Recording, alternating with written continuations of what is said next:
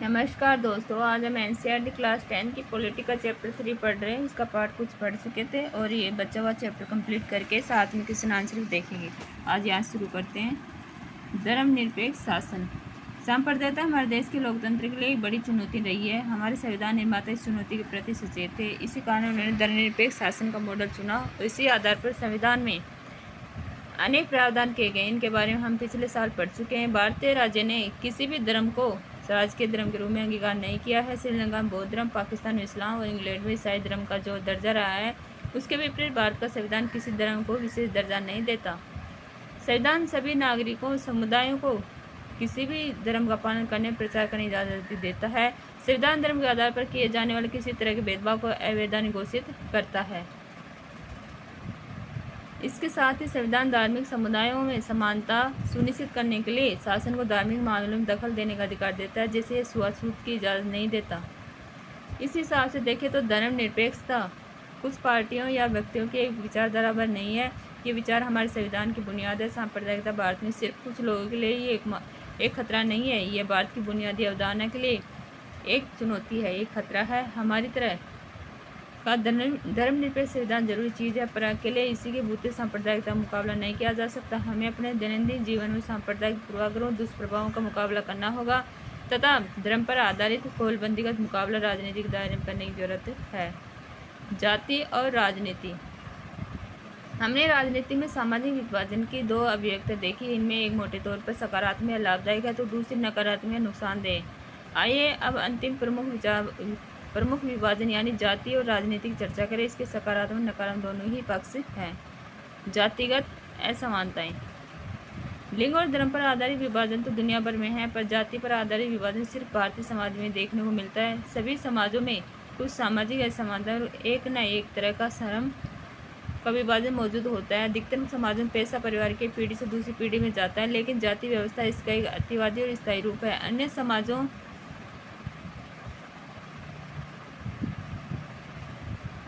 में मौजूद असमानताओं से एक खास अर्थ में भिन्न है। इसमें पैसा के अनुसार विभाजन को रीति रिवाजों की मान्यता प्राप्त है। एक जाति समग्र लोगों एक या मिलते जुलते पैसों के तो होते ही हैं, साथ ही उन्हें एक अलग सामाजिक समुदाय के रूप में भी देखा जाता है। उनमें आपस में ही बेटी रोटी अर्थात शादी और खानपान का संबंध रहता है। अन्य जाति समूह में उनके बच्चों की न तो शादी हो सकती है, न महत्वपूर्ण पारिवारिक और सामुदायिक आयोजनों में उनकी पांत में बैठकर दूसरी जाति के लोग भोजन कर सकते हैं। वर्ण व्यवस्था। अन्य जाति समूह से भेदभाव उन्हें अपने से अलग मानने की धारणा पर आधारित है। इसमें अत्यंत जातियों के साथ छुआछूत व्यवहार किया जाता था। इसकी चर्चा हमने 9वीं कक्षा में की थी। यही कारण है कि ज्योतिबा फुले, महात्मा गांधी, डॉक्टर अम्बेडकर, पेरियार, रामास्वामी नायकर जैसे राजनेताओं और समाज सुधारकों ने जातिगत भेदभाव से मुक्त समाज व्यवस्था बनाने की बात की और उसके लिए काम किया। इन महापुरुषों के प्रयासों और सामाजिक आर्थिक बदलावों के चलते आधुनिक भारत में जाति की संरचना और जाति व्यवस्था में भारी बदलाव आया है।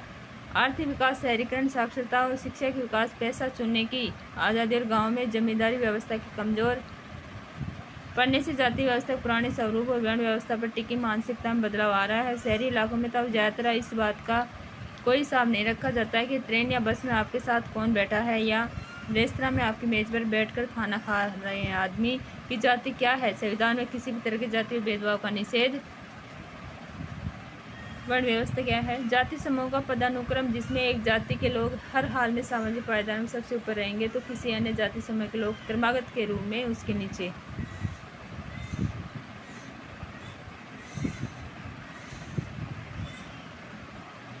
निषेध किया है। संविधान ने जाति व्यवस्था से पैदा हुए अन्याय को समाप्त करने वाली नीतियों का आधार तय किया है। अगर 100 साल पहले कोई व्यक्ति एक बार फिर भारत लौट कर आए तो यहाँ हुए बदलाव को देखकर हैरान रह जाएगा।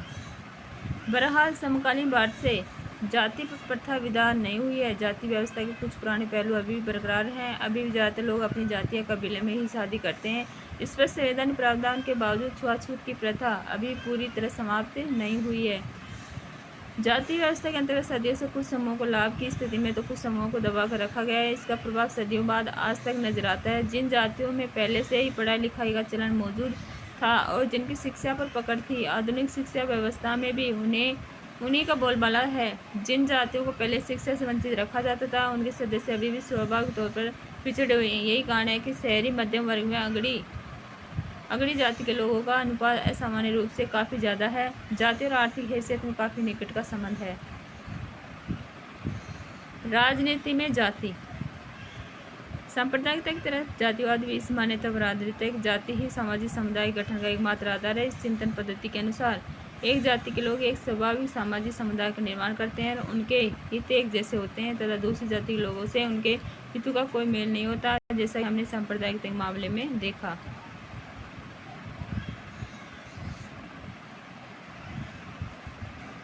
यह मान्यता हमारे अनुभव से पुष्ट नहीं होती। हमारे अनुभव बताते हैं कि जाति हमारे जीवन का एक पहलू जरूर है, लेकिन यही एकमात्र या सबसे ज़्यादा महत्वपूर्ण पहलू नहीं है। राजनीति में जाति अनेक रूप ले सकती है।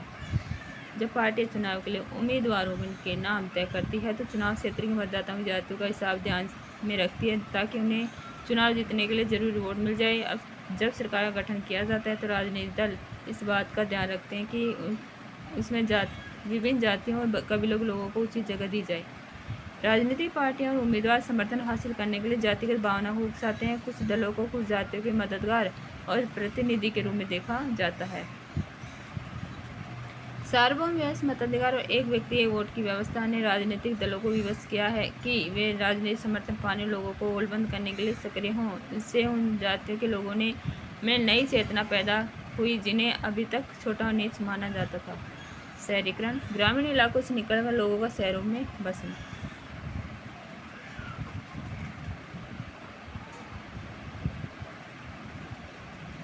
राजनीति में जाति पर जोर देने के कारण कई बार यह धारणा बन सकती है कि चुनाव जातियों का खेल है, कुछ और नहीं। यह बात सच नहीं है। जरा इन चीज़ों पर गौर कीजिए। देश के किसी एक संसदीय चुनाव क्षेत्र में किसी एक जाति के लोगों का बहुमत नहीं है, इसलिए हर पार्टी उम्मीदवार को चुनाव जीतने के लिए जाति और एक समुदाय से ज़्यादा लोगों का भरोसा हासिल करना पड़ता है। कोई पार्टी किसी एक जाति या समुदाय के सभी लोगों का वोट हासिल नहीं कर सकती। जब लोग किसी जाति विशेष को किसी एक पार्टी का वोट बैंक कहते हैं तो इसका मतलब यह होता है कि उस जाति के ज़्यादातर लोग उसी पार्टी को वोट देते हैं। अगर किसी चुनाव क्षेत्र में जाति के लोगों का प्रभुत्व माना जा रहा हो तो अनेक पार्टियों को उसी जाति का उम्मीदवार खड़ा करने से कोई रोक नहीं सकता। ऐसे में कुछ मतदाताओं के सामने उनकी जाति के अनेक से ज़्यादा उम्मीदवार होते हैं तो किसी जाति के मतदाताओं के सामने उनकी जाति का एक भी उम्मीदवार नहीं होता। हमारे देश में सत्तारूढ़ दल वर्तमान सांसदों विधायकों को अक्सर हार का सामना करना पड़ता है। अगर जाति और समुदाय की राजनीति पसंद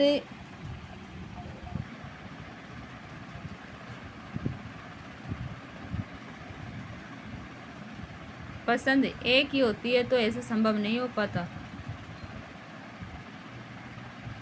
स्पष्ट है कि चुनाव में जाति की भूमिका महत्वपूर्ण होती है, किंतु दूसरे कारक भी इतने ही असरदार होते हैं। मतदाता अपनी जातियों से जितना जुड़ाव रखते हैं अक्सर उससे ज़्यादा गहरा जुड़ाव राजनीतिक दलों से रखते हैं। एक जातीय समुदाय के भीतर भी अमीर और गरीब लोगों के हित अलग अलग होते हैं। एक ही समुदाय के अमीर और गरीब लोग अक्सर अलग अलग पार्टियों को वोट देते हैं। सरकारी कामकाज के बारे में लोगों की राय और नेताओं की लोकप्रियता का चुनाव पर अक्सर निर्णायक असर होता है। जाति के अंदर राजनीति। अभी तक हमने किसी चीज़ पर गौर किया कि राजनीति में जाति की क्या भूमिका होती है, पर इसका यह मतलब नहीं है कि जाति और राजनीति के बीच सिर्फ एक तरफा संबंध होता है। राजनीति भी जातियों को राजनीति के अखाड़े में लाकर जाति व्यवस्था, जातीय पहचान प्रभावित करती है। इस तरह सिर्फ राजनीति जातिग्रस्त नहीं होती, जाति भी राजनीतिग्रस्त हो जाती है। यह चीज़ अनेक रूप ले लेती है। हर जाति खुद को बड़ा बनाना चाहती है, सो पहले वह अपने समूह के जिन उपजातियों को छोटा नीचा बताकर अपने से बाहर रखना चाहती है, अब उन्हें अपने साथ लाने की कोशिश करती है। चूँकि एक जाति अपने दम पर सत्ता पर कब्जा नहीं कर सकती, इसलिए वह ज़्यादा राजनीतिक ताकत पाने के लिए दूसरी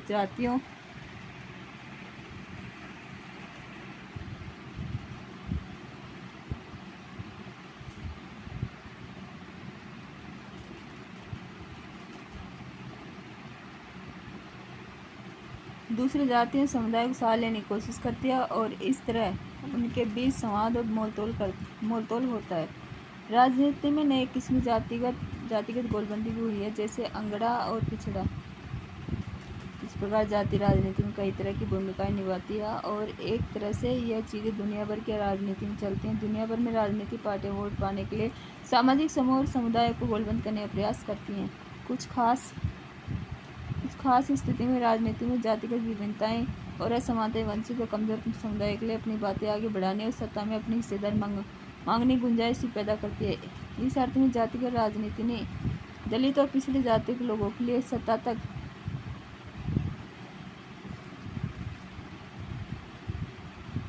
पहुंचने तथा निर्णय प्रक्रिया बेहतर ढंग से प्रभावित करने की स्थिति पैदा की है। अनेक पार्टियां और गैर राजनीतिक संगठन खास जातियों के खिलाफ भेदभाव समाप्त करने, उनके साथ ज़्यादा सम्मानजनक व्यवहार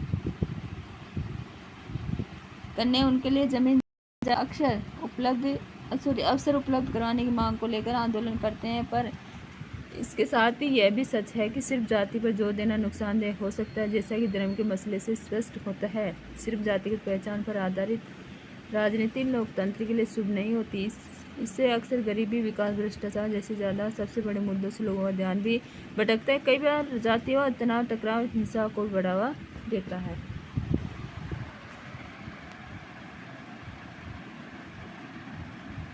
तो दोस्तों, अपना चैप्टर कंप्लीट हुआ। हमारे क्वेश्चन आ गए हैं, क्वेश्चन को सोल्व कर लेते हैं। पहला क्वेश्चन है, जीवन के उन विभिन्न पहलुओं का जिक्र करें जिनमें भारत में स्त्रियों के साथ भेदभाव होता है या वे कमजोर स्थिति में होती हैं।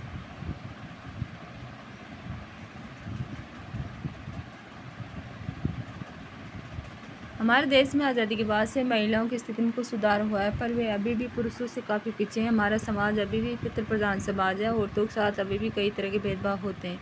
महिलाओं में साक्षरता की दर अभी मात्र 54% है, जबकि पुरुषों में 76%। स्कूल पास करने वाले लड़कियों की एक सीमित संख्या ही उच्च शिक्षा की ओर कदम बढ़ा पाती है। अभी माँ और बाप अपने संसाधनों को लड़के दोनों पर बराबर खर्च करने की जगह लड़कों पर ज़्यादा खर्च करना पसंद करते हैं। साक्षरता दर कम होने के कारण ऊंची तनख्वाह वाले और ऊंचे पदों पर पहुंचने वाली महिलाओं की संख्या बहुत ही कम है। भारत में स्त्रियां पुरुषों से अधिक काम करती हैं, किंतु अक्सर उनके काम को मूल्यवान नहीं माना जाता है।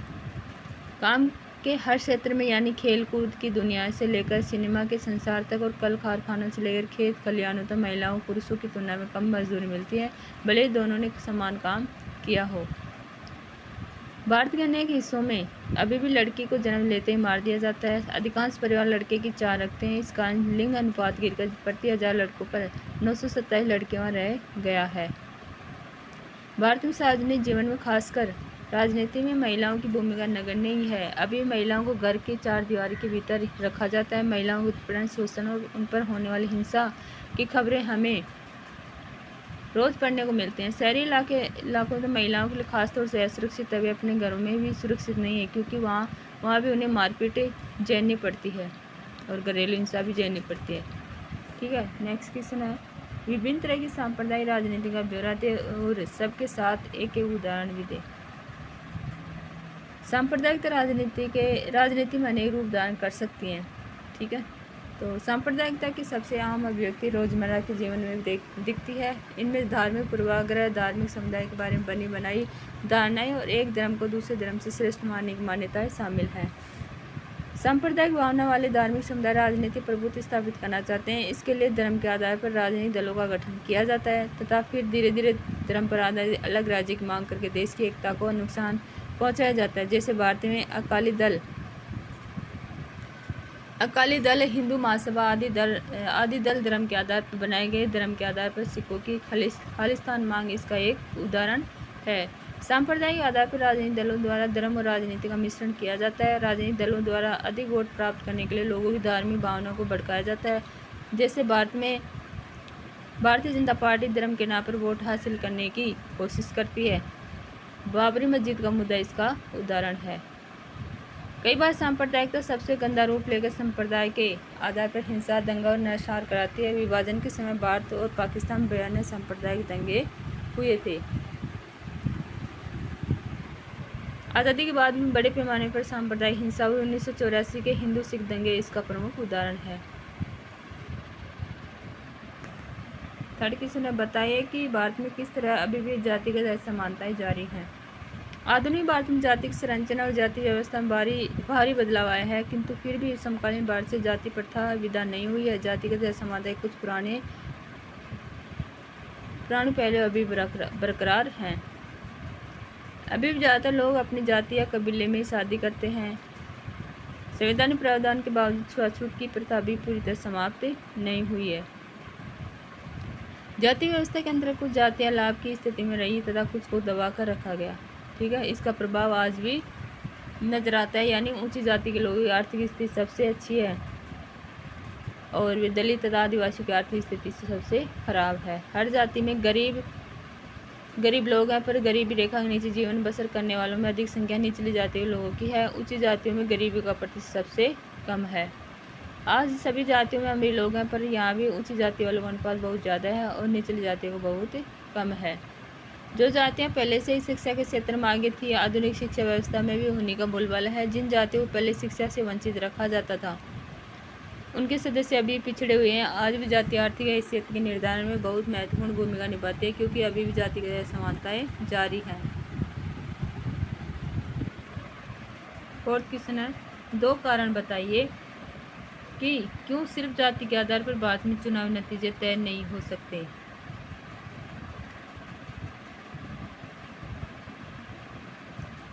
भारत में जाति व्यवस्था भी धर्म की तरह चुनाव को प्रभावित करती है, किंतु केवल जाति के आधार पर चुनाव नतीजे तय नहीं हो सकते। देश के किसी भी एक संसदीय चुनाव क्षेत्र में किसी एक जाति के लोगों का बहुमत नहीं है, इसलिए हर पार्टी उम्मीदवारों को चुनाव जीतने के लिए एक जाति और समुदाय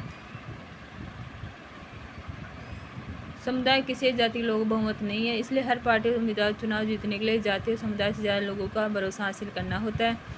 कोई पार्टी किसी एक जाति या समुदाय के सभी लोगों का वोट हासिल नहीं कर सकती। जब लोग किसी जाति विशेष को किसी एक पार्टी का तो मतलब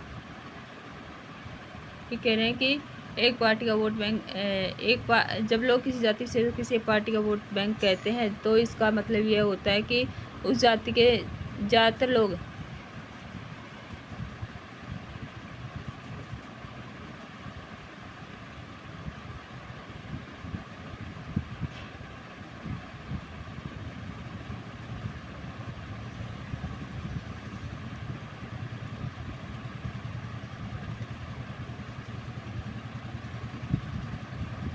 हमारा अभिप्राय होता है कि स्त्री और पुरुष के बीच जैविक अंतर, ठीक है, और समाज द्वारा स्त्री पुरुष को दी गई असमान भूमिकाएं, बालक बालिका की संख्या का अनुपात, लोकतांत्रिक व्यवस्थाओं में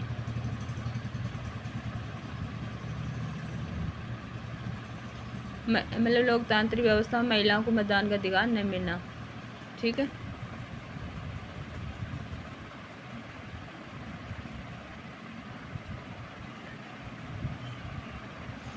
समाज द्वारा स्त्री और पुरुष को दी गई असमान भूमिकाएं।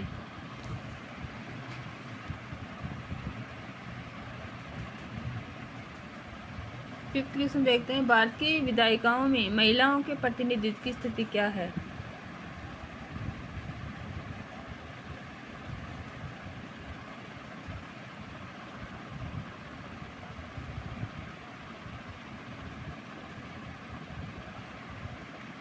भारत की विधायकों में महिलाओं की प्रतिनिधि स्थिति है कि लोकसभा, विधानसभा, मंत्रिमंडल, पंचायत राज संस्थाओं में, तो सबसे ज़्यादा पंचायत राज व्यवस्थाओं में इनका प्रतिनिधित्व अच्छा है। ठीक है,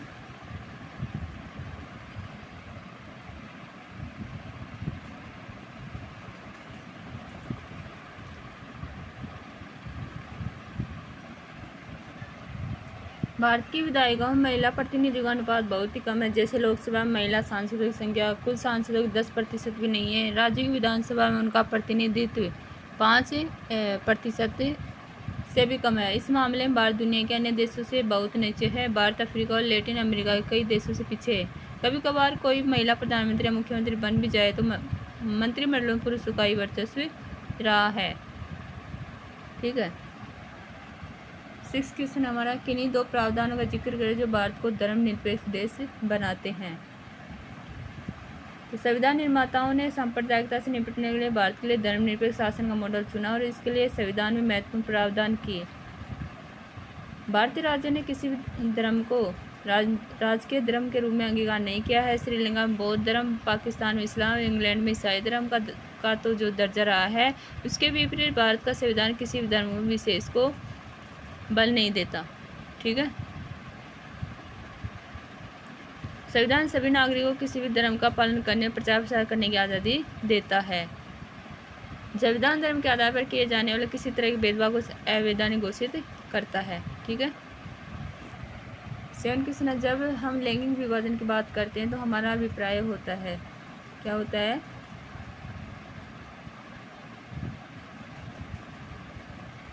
इसका आंसर होगा समाज द्वारा स्त्री और पुरुष को दी गई असमान भूमिकाएं। ठीक है। खैर, नेक्स्ट देखते हैं 8 क्वेश्चन। भारत में यहाँ औरतों के लिए आरक्षण की व्यवस्था है,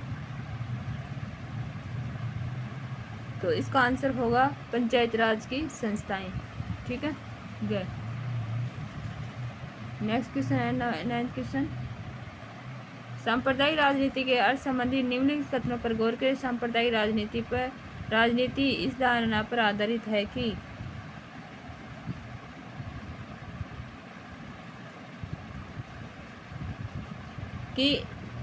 एक धर्म दूसरे श्रेष्ठ है, विभिन्न धर्मों के लोग समान नागरिक के रूप में खुशी साथ रह सकते हैं। ठीक है। और एक धर्म के अनुयायी एक समुदाय बनाते हैं। एक धार्मिक समूह का प्रभुत्व बाकी सभी धर्मों पर कायम करने में शासन की शक्ति का प्रयोग नहीं किया जा सकता। तो इसका आंसर है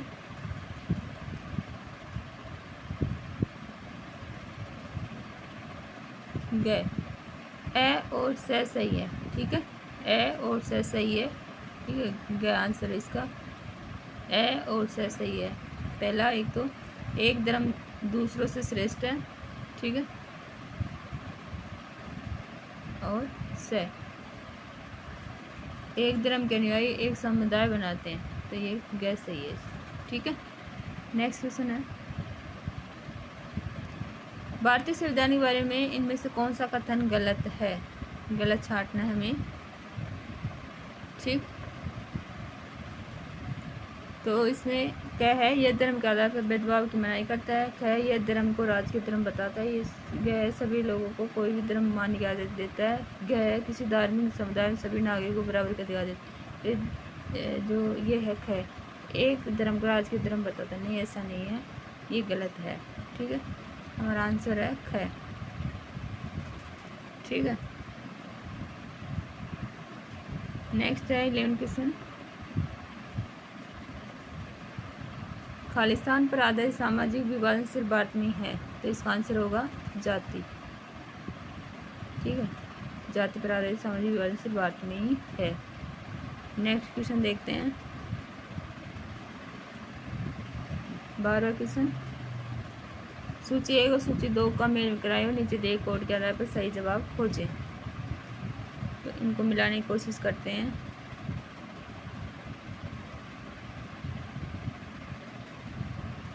कोड है नीचे, तो इसका आंसर होगा रे। ख क ग मिलाते हैं।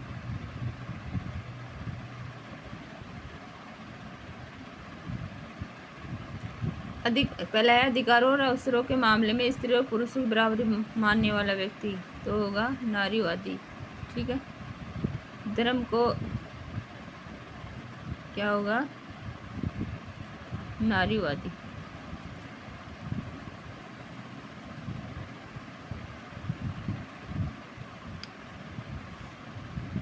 तो इसका आंसर होगा, ठीक है, नारीवादी। दूसरा, धर्म को समुदाय का मुख्य आधार मानने वाला व्यक्ति, वो होगा सांप्रदायिक। तीसरा है जाति को समुदाय का मुख्य आधार मानने वाला व्यक्ति, वो होगा जातिवादी। फोर्थ है व्यक्तियों के बीच धार्मिक आस्था के आधार पर भेदभाव न करने वाला व्यक्ति होगा धर्मनिरपेक्ष। तो इसका इस तरह आंसर हो गया ये ख क घ ग। ठीक है दोस्तों, तो इस तरह हमने चैप्टर के साथ साथ क्वेश्चन भी देखे और सोल्व किया। नेक्स्ट चैप्टर में जल्दी मिलते हैं। Thank you.